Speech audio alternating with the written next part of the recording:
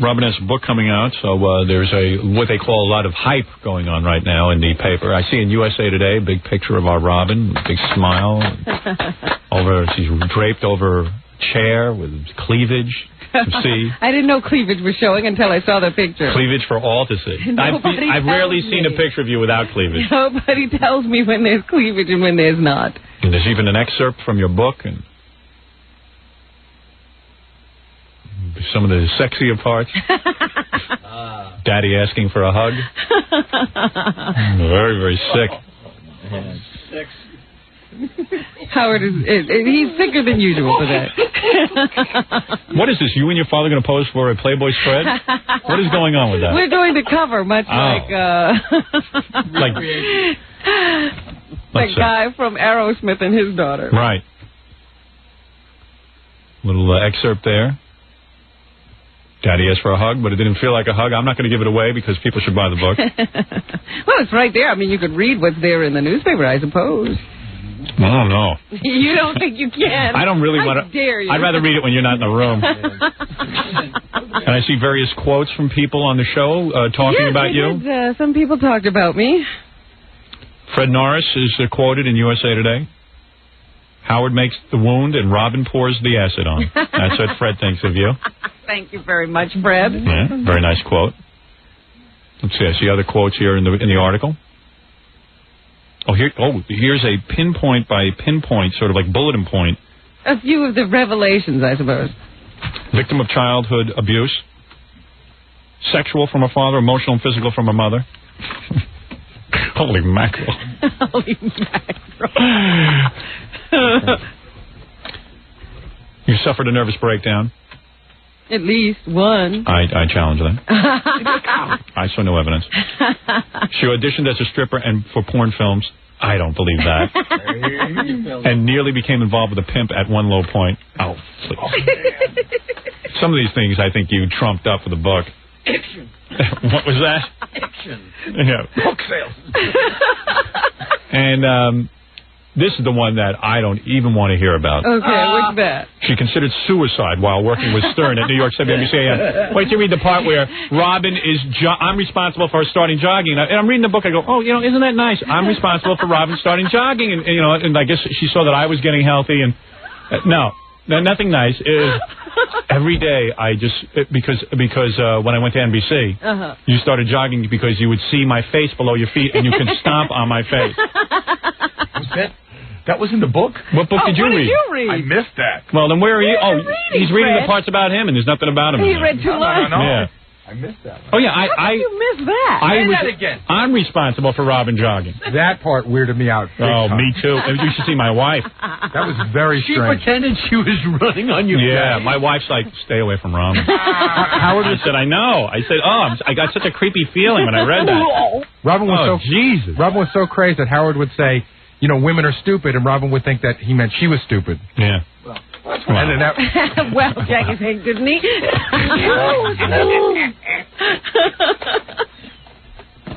I like this sentence in the article, too. Marshall Fine wrote this. First of all, I like his description of you. Quivers is self-assured, her hair enhanced by a thicket of braided extensions. thicket. Are those still extensions? I don't think they are anymore. I thought that was your real hair. You think my hair grew this fast? Yes. Oh, okay. I'll let you think that. But I don't like the idea that people say they're extensions because they're not fake. They are my hair now. It's permanent, and I shouldn't be so honest because I get tired of reading that. Yeah, just say it's you. Why are you busy telling people it's extensions? I told it on the air here, and nobody forgets anything. Let's see. Not everyone agrees with her outlook. Quivers sent a copy to her mother. Her parents were unavailable for comment on the book. Gee. What a shock. They have their head in the oven. Her mother did tell Robin, I don't remember it being like this. Yeah, the only one. Her father is elderly and not in the kind of shape to understand or deal with it. You're not kidding. Oh, what's funny is he does remember How old do you have to be? I was talking to him this past weekend. Yeah? Yeah, it was the first time we've ever sat down and actually talked about my childhood together, the three of us. Did he remember that hug? Oh, he remembered it all. Mm-hmm. Tell how... That's something you don't forget. He said, you didn't have to write a book about it. And tell Howard. I heard he's getting plastic surgery. Tell Howard what your reply was to him. My reply was, you better be glad the statute of limitations has run out. Yeah. The sequel, Howard. You know what my favorite piece of press that Robin's done is so far? What? I love the People magazine takes the stupidest pictures. Robin's so cured that she has time to smell flowers on her rollerblades. Yeah, I saw that. To stop and smell the roses, Right, and she's on her rollerblades. They packed everything in. She's smelling the flowers. She's on the rollerblades. Happy as hell. I hate photographers from People magazine. She's boxing. I really do. I know those guys. When I did my book, I had to go out and promote and do, People magazine. So the guy comes over to my parents' house, and he's got me like, in boxing gloves, on my parents' bed, in my socks, upside down. Well, everything has some symbolic reference. What were you? That was a weird one in your parents' bathroom. Remember? Yeah, I mean, they don't know what to do. Everywhere. Can't you just take a nice picture? Robin's picture's so silly, though. She should have cured, tattooed on her head. I don't know. Hey, I know. She's more than happy. She's too happy. She's never that happy, ever. She's in her apartment, dancing next to a picture of Muhammad Ali with boxing gloves on, smiling. I mean, I'm so happy. I'm so friggin' happy. Oh, boy, I'm almost perky. Yeah. Well, what was the quote about? I haven't read the whole thing yet. The thing about running parallel to Muhammad Ali, and when she lost to virginity, she was right in line with him because he had just lost the fight. Yeah. I don't know. Wild. It's a lot of wild press. Look out. When you rollerblade and you're skating, are you skating on my face? No. Really? I'm responsible for you starting rollerblading, aren't I? Take it out of context. Yeah. See, this is not what he says to me in private on the phone. Look what Jackie said about you. Do you ever understand what Jackie said? Jackie is the most unintelligent. I speak to Jackie off the air, and he makes sense to me. Very smart. But I don't know. He gets in front of a reporter, and I guess he wants to be witty or something. Philosophical. Or something. He wants to be. Listen to this. Jackie the Joke Man. Jackie, well, maybe he should have been a little more hyper. Ed's Jackie the Joke Man Martling, a Stern Show writer. And I'm embarrassed because he's one of my writers. No wonder I don't make sense. The difference between the listeners and the people on the show is that the listeners have to figure out where the truth stops and the comedy starts, and we have to figure out where the comedy stops and the truth starts. Now, would you explain that to me? I don't know. Because I thought it was because of my illness that I didn't understand. I don't know, man. My perception's off on that one. Who wants to understand it? I don't think it makes any sense at all. Fred, do you understand that? Not even. Don't even have a clue, do you? Clue. I mean, one thing about Fred, I understand his quote about you. Yeah. Jackie's out there on a limb again. Jackie must have gotten in that room with Marshall and just wailed away, man. He's going to inject himself into this article. Can you just read it one more time? Maybe Okay. I can figure it out. Yeah, without the music and without the impression. Oh, you got to have the impression. I'll can the music, but... No, we got to have the music, too. The difference between the listeners and the people on the show is that the listeners have to figure out where the truth stops and the comedy starts. And we have to figure out where the comedy stops and the truth starts. I know Marshall put this in the article just to prove that my writer makes no sense. What I said was the exact same thing twice when I was talking to him. You said this twice? What do you mean? In the statement, the point I was making was that nobody knows where the truth stops and the comedy starts. I said the listeners have to figure out where the truth stops and the comedy starts, and we have to figure out where the truth stops and the comedy starts. Let me ask you something. Oh, man. That guy sits Does anybody care about that? No. I don't even know what that means. Do you really think the listeners are really sitting there trying to figure out that, and we're trying to figure out that? It was in response to a specific... No offense, man. You get in the newspapers. I don't know what you're talking about. I think it's easy to find this building every day as stupid as I am. What is it, John? Where they did the... No, Jackie thinks he's real bright, but then I just read one dumb quote after another. When they did press for my album. What? So they did press for my album. Yeah. And one TV station interviewed Jackie, and they used this clip, and I looked at it, and I go, it was so incoherent. I asked them, I said, why'd you use this clip of Jackie? They go, listen, everything else was either stupid or incoherent or sticky. Right. Or he was plugging something. Right. Glad to help you, John. In other words, there was nothing to use. 516-951. And they talked to him about 20 minutes. But this said, I refuse to do an interview on this because I don't want to distract from Robin's thing. I said to Marshall, I've talked to you 900 times about Robin.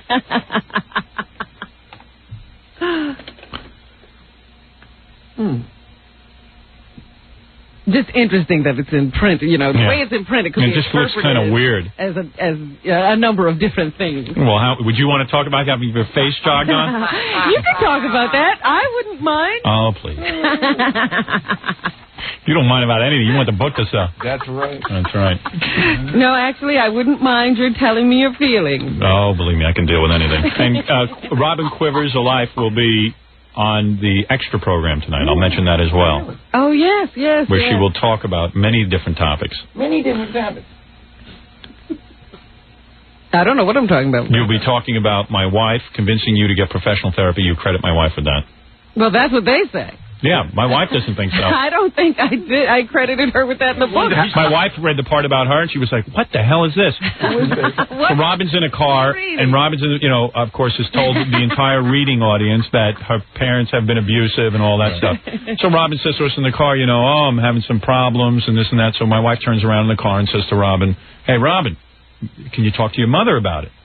Oh, so Robin's you don't even have the right Robin's spot. But just read the book. Robin goes, how could she say that? No. So, but who knew Robin was having... You say maybe you could talk to your mother about it. You know what? Again, you didn't read it properly. No, we're not reading... We're not reading any of this properly. Could I tell you the story? Because you have mixed two different stories. I don't want you jogging on my face. Whatever you say. You mixed two different stories. All right, go ahead. There was a time when we were in Washington that I was beginning to have problems. Oh. And I called Allison. Yes. And she said, well... why don't you call your mother and talk to her about it? I didn't say anything to Allison. Right. I thought that is the weirdest thing I've ever heard. What, to talk to your mother about it? Yes, because from my experience, that wasn't something you do. I see. I didn't say anything to Allison. I don't know. My wife she didn't like you jogging on my face. But then the second story is that... My wife actually is enjoying the book. The second story is Allison convinces Robin to go into therapy. So Robin, what does she do? Ask Allison? No, she goes immediately to the yellow pages. That's the thing. That's why I don't believe any of this. No. According to Robin's book, everything was found in the yellow pages. I've never seen a book like this. She got at the radio to the yellow pages. She didn't know what to do with her life. She finished auditioning for a porno movie or something, and then she was thinking of going into cocaine distribution. And she opened up the yellow pages and saw a radio. So she goes to the yellow pages and looked at schools. Yeah, and it was radio. A broadcast. That looks like fun. Under B. She goes, okay, I'll do that. I don't buy that for a minute. I don't buy it. I don't believe it's true. I don't think anything there is right. And then she says... She's suicidal. She's suicidal, and she needs a therapist. She goes again to the yellow pages. You ought to become the spokesperson for the yellow pages. I should be. She goes to the yellow pages and looks up... who goes into the yellow pages and looks up a therapist? You go for a recommendation. You do anything. And the first person she picks is the one who saves her life. Yeah. Out of the yellow page. Imagine if she went to somebody good. Excuse me, my therapist was very good. You should yellow page. I don't think there's a person in the history of therapy who has opened the yellow pages and found their therapist in the yellow pages. I don't believe it.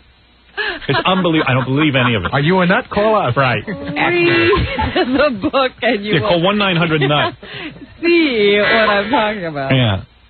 It's wild. It's wild. Well, I love it. I love the whole thing. I'm a big fan of it. 10% discount with that ad? It is a very well-written and good book, actually. So, my mother's, when I was talking to my mother the first time about the book, I said, this is one of the problems with writing a book. Nobody likes what you write about him. Howard didn't like what I wrote about him. No, it was insulting. And so my mother went to the book now looking to see if I said something bad about you. Right. Did she think that I... And she said, how could Howard be upset? He's a saint. Well, I wasn't molesting you. I wish I had. I would have had better placement in the book. I don't come until the end. She said, how could he be upset? I'll give you a sequel. I'll throw my hand down your pen. Come over here and sit on my lap. Come give me a hug. I'll give you something to write about. Lots of hugs. Let's take it to a fool. Here's my pitchfork. You your opportunity. Give me a hug. You've always been a perfect gentleman. I know. Stupid me. I didn't realize I could get something. Holy mackerel. That's why I always used to laugh when Jackie would tell me his stories about all of the troubled girls he took advantage of. Yeah, you're easy pickings. Yeah, I would have rolled over her like a steamroller. Right. Troubled girls equal easy. Yeah, right. I got a feeling you are easy. Sure. If I wanted you, I think I could. Yeah. You're looking for love. Don't even know. You are desperate for love, my darling. Sure, right. I look like a desperate person. Yep. Too. That's why I was jogging on your face. Yeah. You are desperate. Changed my whole opinion of you from that You book. got me up and running, though, Howard. You should be very proud. Yeah, you look terrific. She looked great. All right, let's take a break, and then you really got to do the news. Yes. Because I have a power lunch with Ratso. So do I, actually. Oh. Power lunch. I'm doing the Kathy Lee thing. Yeah, me too. I got to go home and have sex with Giff afterwards. Me too. All right, we're going to take a break, and we'll be back right after this.